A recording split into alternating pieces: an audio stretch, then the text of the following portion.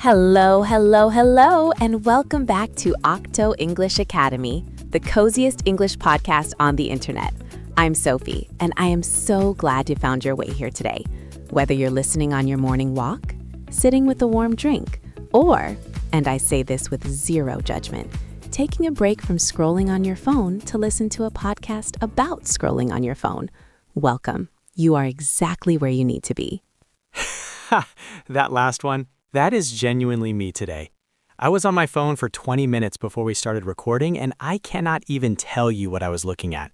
Just things, scrolling through things. Did any of it matter? Absolutely none of it.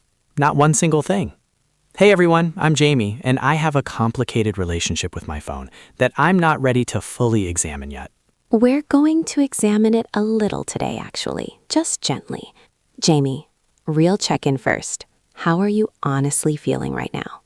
Honestly, a little scattered. And I think it's directly connected to the topic of today's episode, which is going to make for a very personal conversation.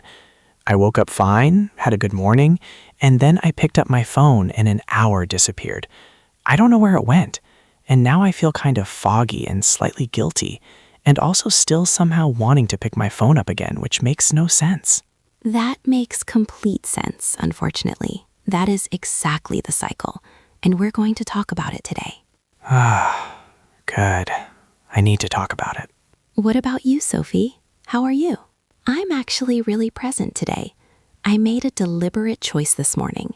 Deliberate means intentional, on purpose. I made a deliberate choice not to look at my phone until I had eaten breakfast and sat quietly for 10 minutes. And the difference in how I felt was noticeable. Like I could feel my brain being calmer, more settled. And then I picked up my phone, and within about 4 minutes, I was in a comment section reading an argument between strangers, and my calm was gone. 4 minutes. It only takes 4 minutes. 4 minutes. I timed it. It was almost impressive. Okay, friends, your turn. Real check-in. How are you feeling right now? Full sentence, out loud. Something like, I'm a little distracted because I've been on my phone all morning. Or maybe, I'm curious because this topic sounds like it's about me personally. Say it out loud. To yourself, to the room, to whoever is nearby. Use your voice. That is English. That is practice. That is you growing. And if you just put your phone down to listen to this, that already counts as progress. Genuinely. Today's episode, I've been wanting to do this one for a while because it is so relevant. Not just to English learning, but to daily life for almost everyone on the planet right now. It's one of those topics that feels personal even before we start talking, because most of us already sense it. We already feel something has changed about how we read, how we focus, how we sit with a single thought for more than 30 seconds. Today's episode is called Is Social Media Destroying Attention? And we're going to have a real, honest, nuanced conversation about it. Nuanced means looking at something carefully, from multiple angles, not just yes or no. We're going to talk about what's actually happening to human attention in the age of social media, what the research says, how to talk about it in natural English, and what some people are doing about it. And we want to be clear from the beginning. This is not a lecture. This is not us telling you to delete your apps and go live in a forest. It's a conversation. And like all good conversations, it's going to have more questions than answers. Which is very true to the topic, actually, because nobody fully agrees on what the right answer is. This episode is B1 level, clear and natural, friendly for intermediate learners. Pause whenever you need to, rewind, listen again. And if you're a beginner, you're also completely welcome here. Before we start, please subscribe to Octo English Academy if you haven't already. Give this episode a like if it's helping you, and leave us a comment with this sentence. I'm blank from blank, and today I feel blank because blank. Fill in those blanks. Tell us where you are and how you're doing. We read every single comment, and we love hearing from you.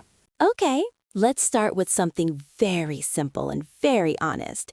Jamie, when was the last time you read a long article from beginning to end without picking up your phone or opening a new tab? That's a confronting question. Take your time. I genuinely cannot remember. And I used to read all the time. Books, long articles, essays. I loved it. And now I'll start reading something, and about 3 paragraphs in, my brain just starts itching, like it's looking for something else, something faster. That itch, that is the thing so many people are describing right now.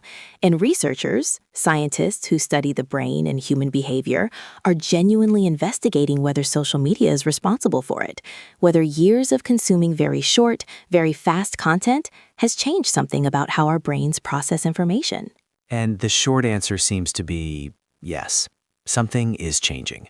But the full picture is more complicated than just social media bad, attention good. Let's start with the basics. What is attention? Attention is your ability to focus on one thing, to stay with a thought, a task, a conversation, without getting pulled away. Sustained attention means the ability to keep that focus over a longer period of time, like reading a book for an hour or working on a project without checking your phone every few minutes. And there's a related idea called the attention span. Your attention span is how long you can focus on something before your mind starts to wander.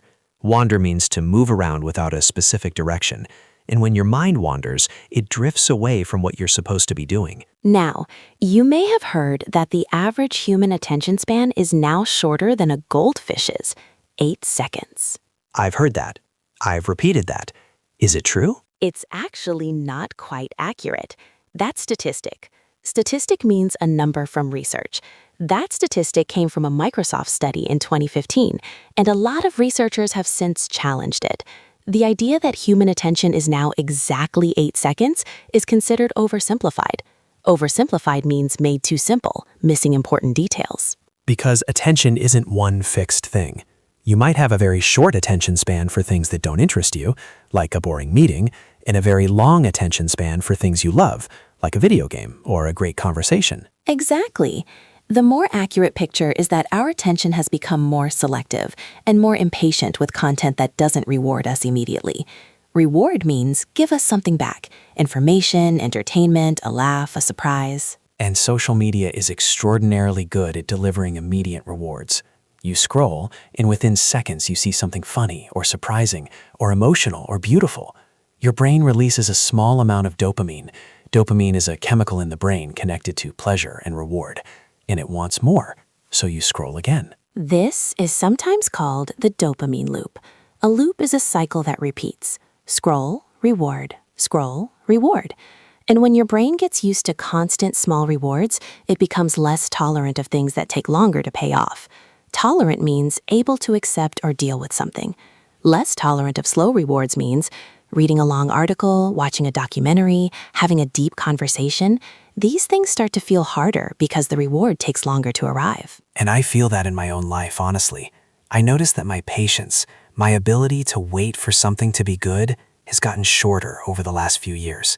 Like, if a video doesn't grab me in the first 5 seconds, I'm gone. There's actually a term for this in media: the hook. The hook is the beginning of a piece of content, a video, an article, a podcast, that grabs your attention and makes you want to keep watching or listening. Every YouTube creator, every podcaster, every writer thinks about the hook because they know if the first few seconds don't work, people will leave. Which is why even serious long-form content is changing. News articles now have more dramatic headlines.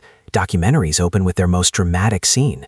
Podcasts, including this one, open with something engaging before we introduce ourselves properly. It's not manipulation, it's adaptation. Adaptation means changing to survive in a new environment. Content creators are adapting to brains that have changed. The question is that a problem? And here's where it gets genuinely complicated, because there are researchers and thinkers who say, yes, absolutely, this is a crisis. And there are others who say, humans have always been distracted. Distraction is not new. The printing press, the radio, television, every new medium was accused of destroying attention in its time. Medium. That's a useful word here. A medium in this context means a way of communicating or sharing information. Books are a medium. Television is a medium. Social media is a medium. The plural, more than one medium, is media, which is where the word media comes from. And critics, people who study and analyze things carefully. Critics of the social media is destroying us argument say that maybe we're romanticizing the past. Romanticizing means remembering something is better than it actually was. Did people really sit quietly and read for 4 hours straight before smartphones existed? Or were they just distracted by different things? That's a fair point, but there are some things that are genuinely different about social media compared to previous media. One of the most significant is the design. Social media platforms are deliberately designed by teams of engineers and psychologists to be as engaging as possible. Engaging means keeping your attention. The infinite scroll, the notifications, the like button, these are not accidents. They are features built to maximize the time you spend on the platform. Maximize means make as large as possible. The goal of social media companies, from a business perspective, is to maximize your time on their platform, because the longer you stay, the more ads you see, the more money they make. And there's a phrase for this in the tech world: attention economy. The attention economy is the idea that in the modern world, human attention is a limited resource, like money, like time, and companies compete to capture as much of it as possible. Limited resource is such an important phrase. A resource is something valuable that you have a certain amount of. Your attention is limited. You only have so much of it. And once it's spent on one thing, it's not available for something else. So if you spend 3 hours on social media, that's 3 hours of attention not spent on a book, a conversation, a creative project, a walk outside. And a lot of people, when they really stop and think about it, feel that they are spending their attention in ways that don't match their values. Values means what genuinely matters to you, what you want your life to be about. And scrolling through content often doesn't align with those values. Align means match, go in the same direction. This mismatch, when your behavior doesn't match your values, often creates a quiet kind of discomfort. Not a dramatic feeling, just a low background sense that something is off, that you're not quite living the way you want to. I feel that. That's real. That foggy, guilty feeling I described at the beginning, that's what it is. And researchers call this cognitive dissonance. That's a slightly advanced phrase, but let's explain it. Cognitive means related to thinking and the mind. Dissonance means conflict, a clash. Cognitive dissonance is when you believe one thing, but do another. You believe you should read more books, but you scroll instead. You believe you should be present at dinner, but you check your phone. The gap between belief and behavior creates discomfort. I feel that. That's real. That foggy, guilty feeling I described at the beginning, that's what it is. And researchers call this cognitive dissonance. That's a slightly advanced phrase, but let's explain it. Cognitive means related to thinking and the mind. Dissonance means conflict, a clash. Cognitive dissonance is when you believe one thing, but do another. You believe you should read more books, but you scroll instead. You believe you should be present at dinner, but you check your phone. The gap between belief and behavior creates discomfort. Which is actually why conversations like this one, examining what we do and why, can be genuinely helpful, not to make you feel guilty, but to bring something from unconscious to conscious.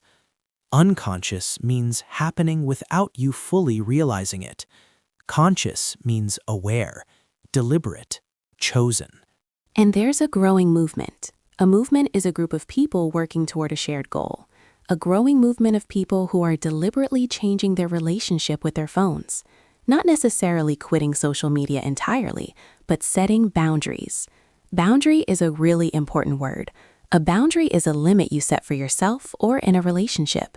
A phone boundary might be no phone during meals, or I won't check social media before 9 in the morning, or I'll put my phone in another room when I sleep.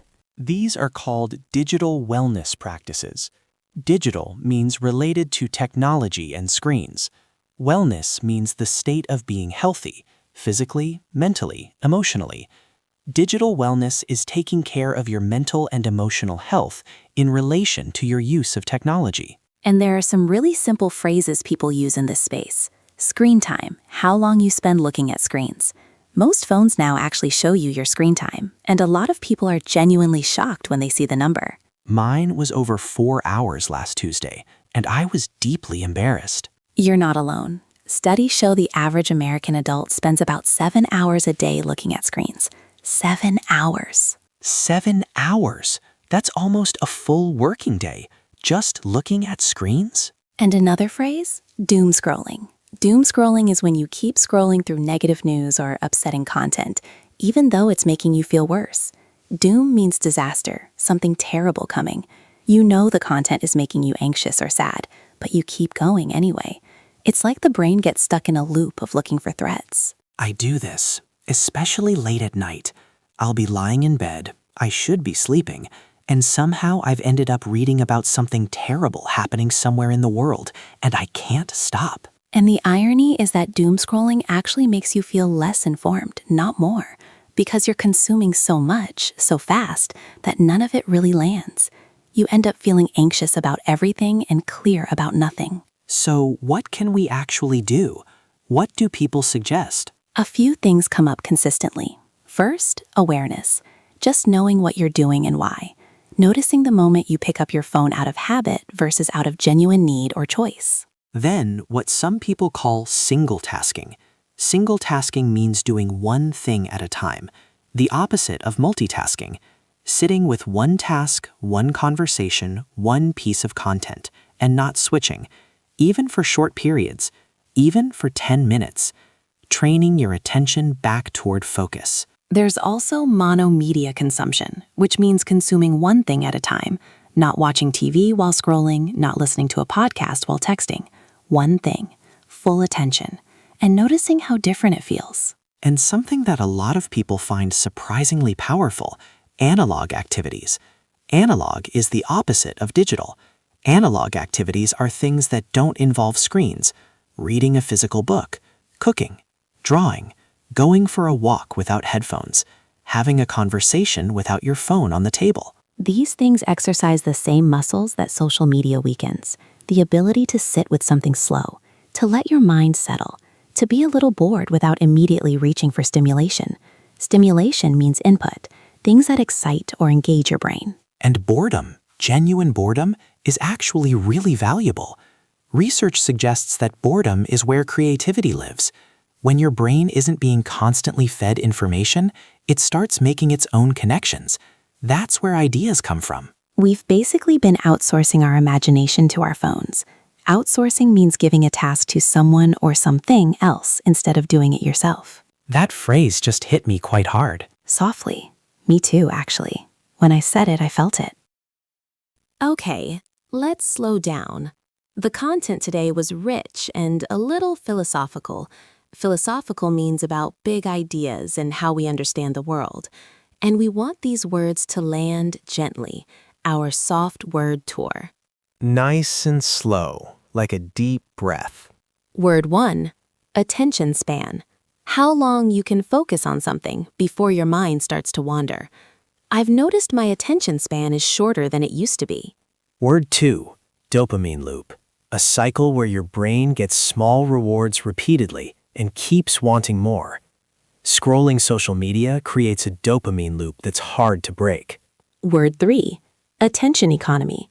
The idea that human attention is a limited and valuable resource that companies compete to capture.